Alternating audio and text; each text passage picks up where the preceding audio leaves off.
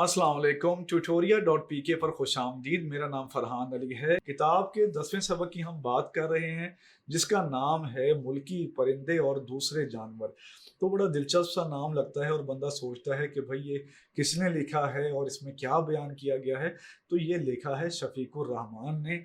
और वो जो शफीकुर रहमान हैं वो एक अफसाना निगार और एक मज़ाह निगार की हैसियत से तारीख़ में जो है अपना तारीख़ अदब में अपने आप को रजिस्टर कराने में कामयाब रहे हैं। इससे पहले भी आप कुछ ऐसी तहरीरें पढ़ आए हैं अपनी किताब में जिनमें मज़ाह का अनसर मौजूद है, जैसे फ़रहतुल्लाह बेग की आप तहरीर पढ़ के आए हैं, इम्तिहान जिसका जो है उन्वान है, उसमें भी जो है मज़ाह का अंदाज़ है। इसके अलावा जो है शायरों के लतीफ़े मौलाना मोहम्मद हुसैन आज़ाद, उनकी जो किताब है आब हयात से जो है वो लतीफ़े जो हैं जमा किए गए हैं। तो उसमें भी जो है आपको खुश तबी की बातें, खुश मिजाजी की बातें, तफन्नुन जो तबा जो है उसकी बातें आपको मिलेंगी, ज़राफ़त की बातें मिलेंगी। ज़राफ़त से याद आया कि गालिब की ज़राफ़त का भी ज़िक्र आप पढ़ आए हैं। मिर्ज़ा गालिब के आदात व ख़साइल में जो मौलाना अल्ताफ़ हुसैन हाली जो कि उनके शागिर्द थे, उन्होंने लिखा यादगार गालिब में, तो वो सबक जो है वहाँ से लिया गया था। इसके बाद भी एक सबक है जिसका नाम है कदर अयाज, और कदर अयाज में भी जो है वो मज़ाहिया सा अंदाज इख्तियार किया गया है। वाक़यात जो हैं इस तरह बयान किए गए हैं कि उनसे जो है पढ़ के जो है वो एक लबों पे मुस्कुराहट बिखर जाती है। तो कहने का मकसद ये है, खुलासा ये है सारी बात का, कि आपकी जो 9th किताब है इसमें कुछ सबक जो हैं ऐसे मौजूद हैं कि स्टूडेंट जो है वो बोर ना हो, यानी वो पढ़ाई भी करते रहें, अदब से जो है आगाही भी उनको हासिल होती रहे, और वो उस दौर को भी समझते रहें कि उर्दू प्रोज का यानी उर्दू नसर का जो इर्तिका है, सदी ब सदी और अशरा ब अशरा जो है इर्तिका है, कि पहले कैसे नस्ल लिखी जा रही थी, उसके बाद कैसे नस्ल लिखी जा रही थी। तो ये मुख्तलिफ जो हैं लोग जो हैं नस्ल निगार, इनकी तहरीरें आपकी किताब में जमा की गई हैं। तो उनमें से जो है उस इर्तिका को समझने की जो एक कड़ी है वो शफीकुर रहमान का ये मजमून है। और शफीकुर रहमान कौन थे? वो एक डॉक्टर थे और वो इंडियन मेडिकल सर्विस में जो है वो खिदमात अंजाम देते रहे। बाद में जो है वो पाकिस्तान जो है बनने के बाद वो यहाँ मुंतकिल हो गए, पाकिस्तान आर्मी का हिस्सा बन गए, मेजर जनरल के ओहदे तक वो गए। उनकी शख्सियत की खास बात यह है कि वो 1980 में अकादमी अदवियात पाकिस्तान के चेयरपर्सन जो है मुंतखब हुए, और फिर जो है 1986 तक उन्होंने जो है यहाँ खिदमात अपनी अंजाम दी। तो अकादमी अदवियात क्या है? ये इस्लामाबाद में एक इदारा है, इसका जो मरकज़ी दफ्तर है वो इस्लामाबाद में है, और ये अदब के फ़रोग़ के लिए जो है काम करती है। एक सरकारी इदारा है, मुख्तलिफ़ फ़ंक्शंस ये कराती है, मुख्तलिफ़ किताबें ये छापती है। तो उसके जो है वो चेयरपर्सन रहे शफीकुर रहमान।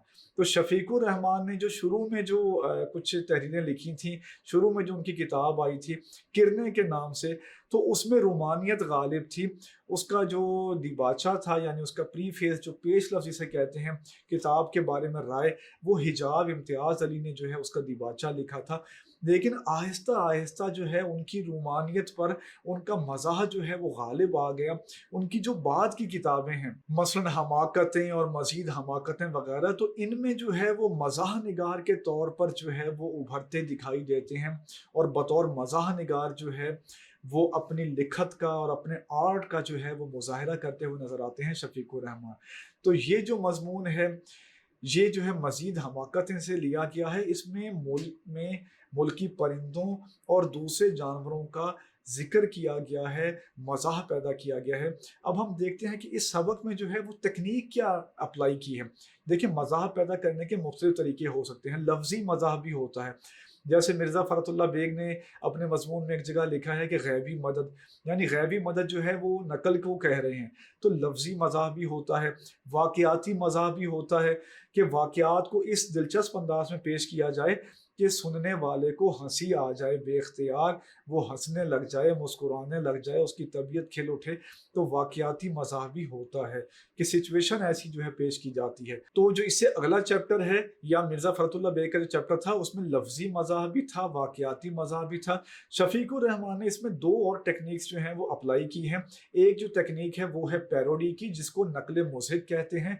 नक़ल मुज़हिक जो है इसका मतलब है पैरोडी, किसी की नकल उतारना इस अंदाज में کہ ہنسی آ جائے، مزاح کا یعنی ہیومر کا عنصر پیدا ہو جائے، اس کو کہتے ہیں پیروڈی۔ تو بہت سی پیروڈیاں جو ہیں وہ آپ نے سنی بھی ہوں گی، مشہور لوگوں کی جو ہے لوگ پیروڈی کرتے ہیں، اور جو ہے اداکاروں کی پیروڈی کرتے ہیں، گلوکاروں کی پیروڈی کرتے ہیں، سیاستدان وغیرہ کی کرتے ہیں۔ تو یہ پیروڈی کے نام سے آپ واقف ہوں گے۔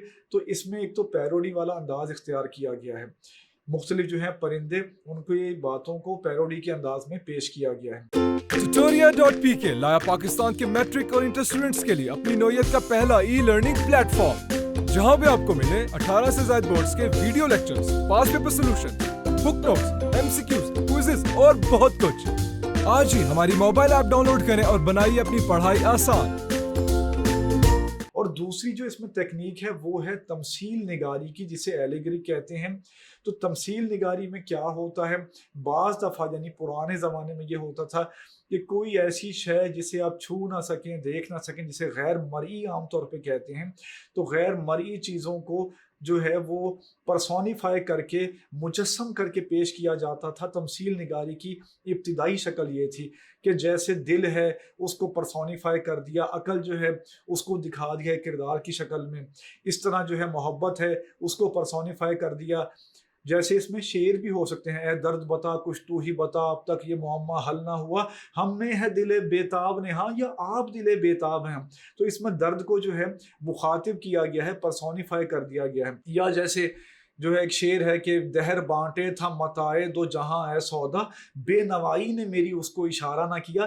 تو بے نوائی جو کہ غیر مرئی شے ہے، ایک بظاہر ایک وجود، ایک ٹھوس جو ہے وجود نہیں رکھتی، بے نوائی جو ہے وہ ایک کیفیت کا نام ہے، ایک جو ہے وہ سچویشن کا جو ہے نام ہے۔ تو بے نوائی کے بارے میں کہہ دیا ہے مرزا محمد رفیع سودا نے کہ بے نوائی نے میری اس کو اشارہ نہ کیا۔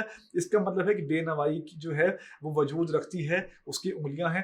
تو ایسی ڈھیر ساری مثالیں ہیں، بے خطر کود پڑا آتش نمرود میں عشق، تو عشق کو پرسونیفائی کر دیا۔ تو ایک تو شکل تھی تمثیل نگاری کی یہ کہ غیر مرئی چیزوں کو جو ہے مرئی بنا کر یعنی پرسونیفائی کر کے، مجسم کر کے پیش کیا جاتا تھا۔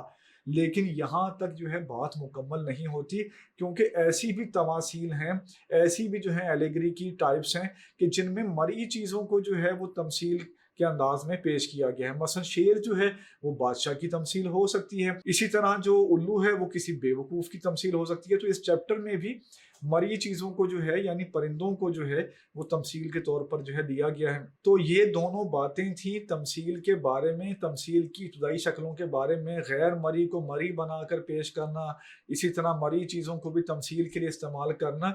لیکن اس بارے میں جو زیادہ واضح تعریف ہے وہ ڈاکٹر فرمان فتح پوری کی ہے تعریف، اور وہ ہم آپ کو بتا چکے ہیں کہ مسلسل استعارات و تشبیہات کو جو ہے استعمال کیا جاتا ہے اور پیرالل میننگ چل رہے ہوتے ہیں۔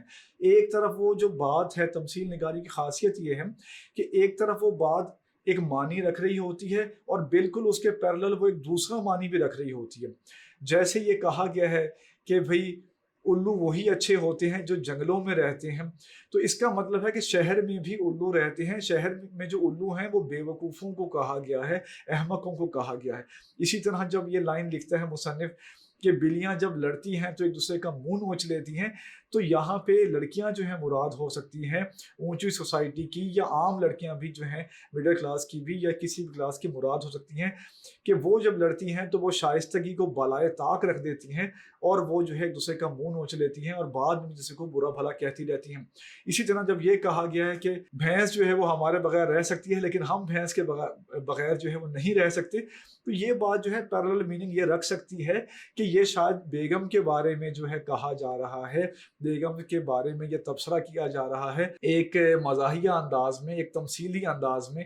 تو ایک شوہر جو ہے وہ یہ کہہ رہا ہے، اپنی جو ہے ڈیپینڈنسی بتا رہا ہے کہ وہ کتنا ڈیپینڈنٹ ہے بیگم پہ، کہ بیگم جو ہے وہ تو اس کو اس کی پرواہ نہیں ہے شوہر کی، لیکن شوہر جو ہے اس کا گزارا مشکل ہے کیونکہ اس کے جو گھر کے سارے کام ہیں، اس کی خاطرداری، خدمت، اس کے دفتر جانا، کھانا پکانا، یہ سارا کچھ جو ہے یہ بیگم جو ہے انجام دیتی ہے۔ تو یہ ہم آپ کو ایک بتا رہے ہیں کہ اس طرح کے معنی جو ہیں تمثیل میں لیے جاتے ہیں، تو اس لیے تمثیل نگاری جو ہے وہ کوئی عام جو ہے وہ آرٹ نہیں ہے، یہ ایک بہت جو ہے گتھا ہوا بہت پیچیدہ قسم کا آرٹ ہے جس کو بروئے کار لائے ہیں شفیق الرحمان اس مضمون میں۔ تو اس لحاظ سے آپ یہ کہہ سکتے ہیں کہ یہ مضمون آپ کی پوری کتاب میں ایک خاص حیثیت رکھتا ہے۔